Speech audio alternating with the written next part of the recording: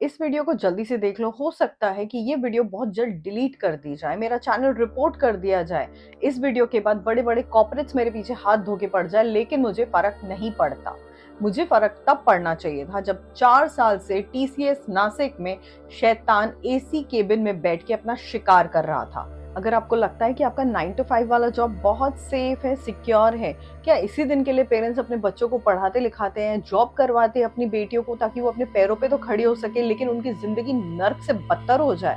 नासिक के टीसीएस में कुछ ऐसा ही हुआ। ऐसी लड़कियों की जिंदगी बर्बाद कर दी गई। लेकिन अब मैं चुप नहीं रहूंगी। मैं दुनिया के सामने आज उस टीसीएस के पीछे चलने वाले गंदे शैतानी खेल का पर्दाफाश करने वाली हूँ। ये कोई छोटी मोटी खबर नहीं है, ये एक ऑर्गेनाइज्ड मेंटल टेररिज्म था जो 7 लीडर्स के अंदर चल रहा था। इन 3 लीडर्स का काम था लड़कियों को एक्सप्लॉइट करना, और ऐसे वैसे एक्सप्लॉइट करना नहीं, उन्हें पूरी तरह तबाह कर देना। 2022 में दानिश ने अपनी कॉलेज की एक महिला मित्र से कहा कि तुम मुझे किस करो और मैं तुम्हें जॉब दिलवा दूंगा। उस बेचारी लड़की ने दानिश के कहने पर वही सब किया जो वो उससे करने को कहता रहा। उसके बाद यहीं से शुरू हुआ उसकी एक्सप्लॉइटेशन की कहानी। 2026 तक वो कंटिन्यूस लड़की को एक्सप्लॉइट करता था, फिजिकल संबंध बनाता था। 2026 में जब उस लड़की को पता चला कि ऑलरेडी मैरिड है, उसने दानिश से सवाल किए। दानिश ने सिर्फ इतना ही कहा कि तुमसे मेरा शादी करने का कोई इरादा नहीं था। टीसीएस का ऑफिस एक कन्वर्जन फैक्ट्री बन चुका था।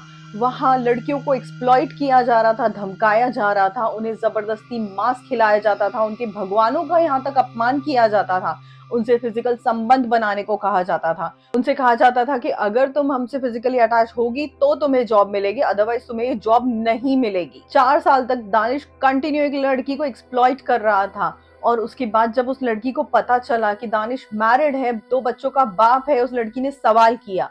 बदले में दानिश ने सिर्फ इतना ही रिप्लाई किया कि मेरा तुमसे शादी करने का वैसे भी कोई इरादा नहीं था। एक और केस जो इन लोगों के नाम से दर्ज है, ये कि इन्होंने हिंदू भगवानों को, हिंदू देवी देवताओं के ऊपर ऐसी टिप्पणियां की है जिसे मैं कह भी नहीं सकती। इन्होंने शिवलिंग का मजाक उड़ाया है। क्या ये एक हिंदू होने के नाते आप सहन कर सकते हैं? वहां के एम्प्लॉयज को जबरदस्ती बीफ खिलाया गया, गाय का मांस, जो हिंदू कभी नहीं खा सकते, ये तक उन्हें जबरदस्ती खिलाया गया। नमाज पढ़ने को कहा गया। इतना ही नहीं, भगवानों पे ऐसी टिप्पणियां की गई जो एक हिंदू कभी ना सुन सके। जब भी किसी कंपनी में किसी एम्प्लॉय को दिक्कत होती है, कोई परेशानी होती है, वो जाते हैं अपने एचआर के पास। यहाँ के वर्कर्स ने, यहाँ के एम्प्लॉयज ने भी यही किया। वो अपने एचआर से कंप्लेन करते रहे, मेल्स करते रहे, लेकिन उनकी बात किसी ने भी नहीं सुनी। निदा खान और अश्विनी चैनानी, ये 2 नाम याद रखिए, ये थी वहां की महिला एचआर। इन्होंने विक्टिम्स की कंप्लेन सुनने की बजाय इन्होंने दरिंदों का साथ दिया। इन्होंने विक्टिम्स को गैसलाइट किया, धमकाया और कहा कि अगर तुमने अपना मुंह खोला तो तुम्हारे घर पे सब कुछ बता दिया जाएगा। ये थी व्हाइट कॉलर गुंडागर्दी। यहाँ पे ओपन माइंड कोई नहीं था, इसके अंदर सिर्फ नफरत भरी थी। लेकिन पाप का घड़ा भरता जरूर है। पुलिस को पता लगा, उनके पास टिप आई, कुछ कंप्लेंट्स आई। शुरू में तो पुलिस को लगा कि ये सब रैंडम कंप्लेंट्स है, इसीलिए इतना ध्यान नहीं दिया गया। बट जब कंप्लेंट्स की तादाद बढ़ती गई तब पुलिस को एक्शन लेना पड़ा। पुलिस समझ गई थी कि सीधी कंप्लेंट्स से, टीसीएस के ऑफिस में छापामारी करने से कुछ नहीं मिलेगा, इसीलिए वहां बनी एक SIT team, special investigating team. यहाँ पे पुलिस के कुछ कर्मचारी वहां टीसीएस के एम्प्लॉयज बने, जनरेटर्स का काम किया और सबूत इकट्ठा करने शुरू कर दिए। 7 महिला पुलिस ऑफिसर्स ने बड़ी बहादुरी से, बड़ी चालाकी से इस केस की पूरी इन्वेस्टिगेशन की और बहुत सारे सबूत इकट्ठा हुए। एसआईटी की टीम ने इनकी बहुत मदद की। इन दरिंदों के लिए हम इतने आसान टारगेट कैसे बन गए?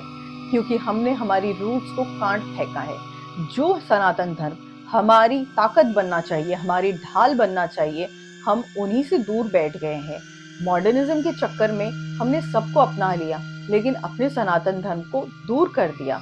बच्चे जब हमसे सवाल करते हैं कि मम्मी प्रसाद राइट हैंड से क्यों लेते हैं, पापा ये मंदिर में जाते वक्त घंटी क्यों बजाई जाती है, दादी हम फर्श पे बैठ के क्यों खाना खाते हैं, हमें इन सवालों का जवाब नहीं पता होता है। आइए जुड़ते हैं सनातन से, बट एक मॉडर्न और साइंटिफिक तरीके से। हमारा सनातन धर्म बहुत ही साइंटिफिक तरीके से डिजाइन किया हुआ है। यहाँ पे कोई भी बात ऐसे ही कही और की नहीं जाती।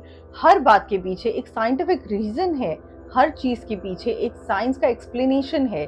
आइए जेन ज़ी को समझाते हैं, हम खुद समझते हैं। इसीलिए मैंने एक नया चैनल स्टार्ट किया है, back to basics back to roots, जिस चैनल की डिस्क्रिप्शन लिंक आपको नीचे मिल जाएगी। इस चैनल को प्लीज सब्सक्राइब कीजिए, यहाँ की वीडियोस देखिए, अपने बच्चों को दिखाइए और उनके सवालों के जवाब सही तरीके से उनकी आसान भाषा में उन्हें बताइए। इस वीडियो को जितना हो सके शेयर कीजिए, चैनल को सब्सक्राइब कीजिए।